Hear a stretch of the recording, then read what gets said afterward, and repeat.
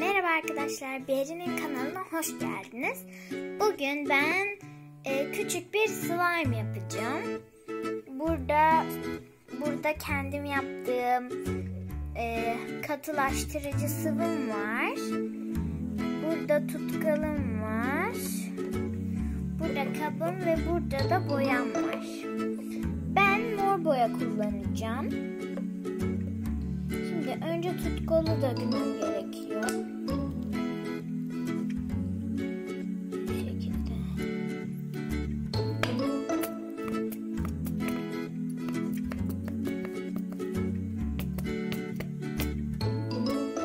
Dökülmüyor. Ben bunu dökeceğim, geleceğim. Ben şimdi birazcık daha çok slime'ım olsun diye tutkal koyduktan sonra biraz da köpük koydum. Şimdi sıra boyaya geldi. Şimdi ben içine boya dökmeye çalışacağım. Önce boyamı açıyorum.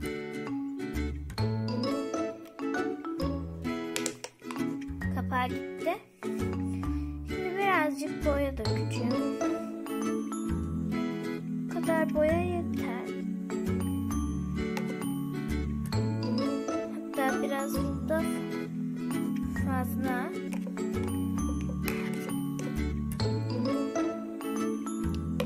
Şimdi bunu buraya koyuyorum. Karıştırmak için bir tane çubuk bulmam gerekiyor.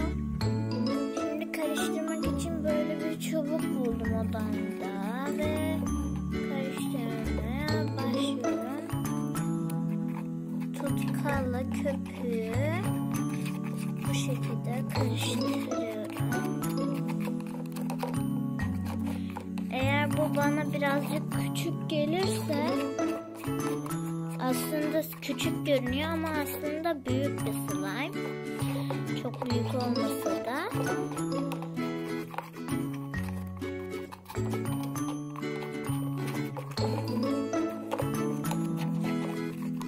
Şimdi slime'ım iyice mor rengini aldı. Ama benim gözüme biraz küçük göründüğü için ben şimdi bunu biraz daha tutkal ve biraz daha köpük koyacağım. Şimdi bu kadar daha tutkal koydum ve hemen köpük koymaya gidiyorum. Şimdi ben bu şekilde yaptım. Biraz daha köpük koydum ve şimdi karıştırmaya devam ediyorum. Şimdi epey çok oldu. Biraz da aslında mor oldu ama siz görmüyorsunuz. Şimdi ben burada borakslı suyumu hazırladım.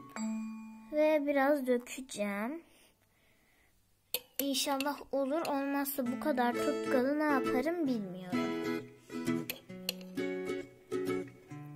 Ay, biraz masaya dökeceğim. Sileceğim zaten. Şimdi bunu ben karıştırayım.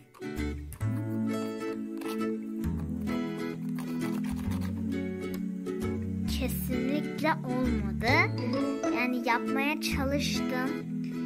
Olmadı. Şöyle göstereyim bir daha. Mor bir karışım oldu sadece. Yapamadım. Ama boş verin. Önemli olan eğlenmekti.